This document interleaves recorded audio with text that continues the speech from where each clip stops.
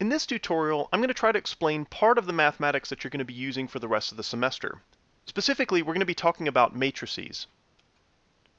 Now, if you're trying to build a 2D game, you're going to be using a lot of trigonometry. However, if we're working in 3D, we're going to be using a lot of linear algebra. Now, just for clarification, most of the time we don't have to use calculus, at least not in this class. So, what is a matrix? A matrix is a mathematical structure that allows us to translate or rotate or scale a vertex. Now, math libraries are going to cover up a lot of the details of how this actually works, but it's important that you learn it anyway, especially if you're a games major. And before we move on, I should make it clear that I'm going to avoid any references to the movie The Matrix. That would just be immature. Alright, now as I stated before, a matrix is going to serve as the foundation of almost all the geometric operations that we're going to do in 3D, and this includes translation, rotation, scaling, and skewing.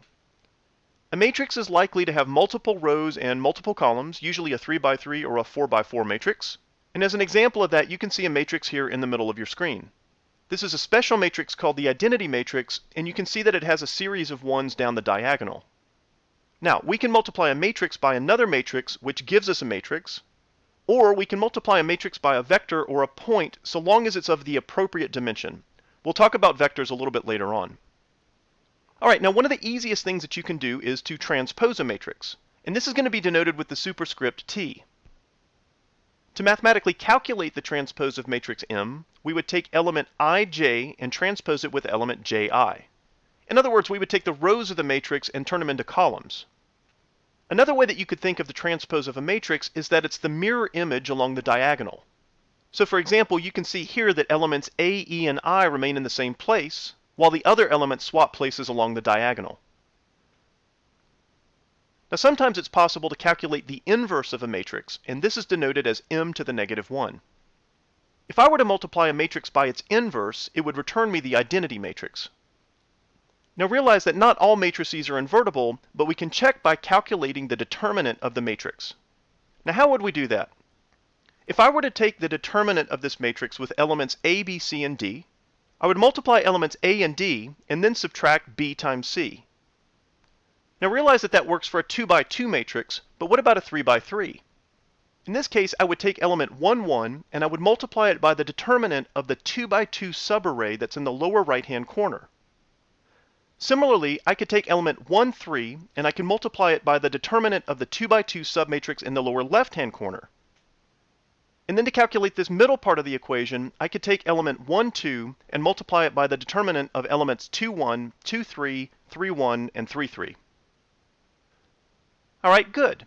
Now, most of the matrices that we're going to be looking at are actually 4x4 matrices. The three that you see right here are used for rotation. The first one is used for rotation around the x-axis, the second one is used for rotation around the y, and then the third one is used for rotation about the z. Now you might notice that there's some similarity between all three of these matrices. And an easy way to remember these is that if you look at the x rotation matrix, you can see that there's a 1 in the x row. If you look at the y rotation matrix, you can see that there's a 1 in the y row. And if you look at the z rotation matrix, you can see that there's a 1 in the z row. Now let's go ahead and look at how we can use matrices. First, you need to understand that if we multiply a point by a matrix, it's going to give us a new point. So let's say, for example, that we want to rotate the point 1, 0, 0 around the z-axis by 90 degrees. Let's go back up and look at the z rotation matrix. You can see that on the bottom here. You can also see that we've copied that here into the equation. Now notice that we've represented the point 1, 0, 0 as a column, but we've also added this 1 as the fourth element. That's going to be necessary because the dimensions of the matrix have to match the dimensions of the point. Now what's going to happen is that we're going to multiply this matrix here by our old point, and it's going to give us a new point that's been rotated about the z-axis. So to calculate the new x position, I'm going to multiply this 1 times the cosine of 90, and then I'll move on to the second element, which is a 0 times the negative sine of 90. And going on to the third element, you can see that we've got 0 times 0. And then we finish off with the fourth element here, 1 times 0. Now if we sum all of this up, you can see that the end result is going to give us a 0. In other words, the new x position is the value 0. Now to calculate the new y position, we do a similar operation. In this case, we multiply 1 times the sine of 90, we multiply 0 times the cosine of 90, we multiply 0 times 0, and then the last element we multiply 1 times 0. And again, if we sum all of this up, you can see that that's going to come out to be 1. In other words, our new y position is going to be 1.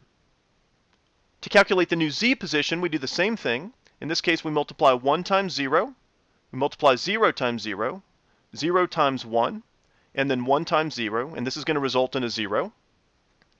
And then we finish it out with this fourth component, which is almost always 1.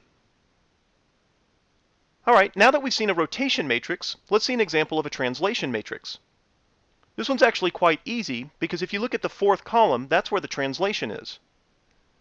So imagine that we want to move the point 10, 5, negative 7 by the values 2, 1, and negative 3.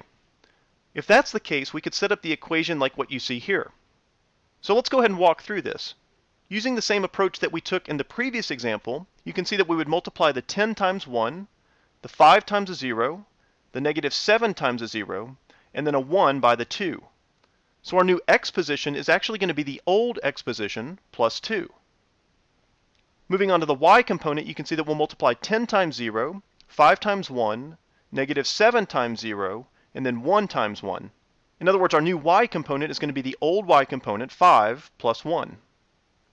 To calculate the new z component, we'll do the same thing. We'll multiply 10 times 0, 5 times 0, negative 7 times 1, and then 1 times negative 3. And then to finish it out, we'll do the same calculations, which is going to result in the value 1. So if you think about it, we take the value 10, 5, negative 7, and if we move it by values 2, 1, negative 3, we get the new point 12, 6, negative 10, which is exactly what we have here. We can also use matrices to scale a vertex, and this is pretty easy too because it's along the diagonal. Realize that we can scale across the x, y, and z axes independently, but a lot of times we'll keep those values the same. So in this case, imagine that we want to scale to point 294 by some arbitrary values x, y, and z. And if that's the case, we would set up the equation like what you see here. Now I'll leave it to you to actually do the calculations, but it makes sense that if I'm going to scale to point 294 by the values x, y, and z, my result should be 2x, 9y, and 4z. All right, now what do we do in the case that we want to rotate a point and then translate it? Well, clearly we're going to need a rotation matrix, and we're also going to need a translation matrix. One way that we can solve this problem is to multiply the rotation matrix by the translation matrix, and this is going to give us back another 4 by 4 matrix. So then the question is, how do we multiply those two matrices together? Well, in the example that you see here, I have a y rotation matrix, and I also have an arbitrary translation matrix. Now to multiply these two together, we're going to take a similar approach that we saw before, except we're going to multiply one column and one row at a time. And this is going to calculate only one of the 16 elements that we need to calculate. So for example, to calculate element 1, 1, I'm going to use the first column and the first row from these matrices. And if you do the math, you can see that we're going to multiply 1 times the cosine of beta, plus 0 times 0, plus 0 times the sine of beta, plus 0 times 0, and that's going to result in the cosine of beta. Now to calculate the next element over, you can see that we're going to use the second column with the first row, and this is going to result in a 0. To calculate element 3, 1, you can see that I'm going to use the third column in the first row. And so to finish this first part out, I'm going to use the fourth column in the first row. Now to calculate element 1, 2, you can see that I've moved back to the first column, but I've moved down to the second row. To calculate the next element over, you can see that I use column 2 and row 2. And to calculate element 3, 2, I keep the same row and I move the column over again. So if we keep continuing to do these calculations, here's the result that we get. The question is, what do we do with it? Well, just like we saw in the earlier examples, I can take that 4 by 4 matrix and I can multiply it by an old point to generate a new point. And in this case, that new point would be a rotated and translated version of the old point. All right, so that's it. Hopefully you understand a little bit more about matrices, what they do, and how to work with them.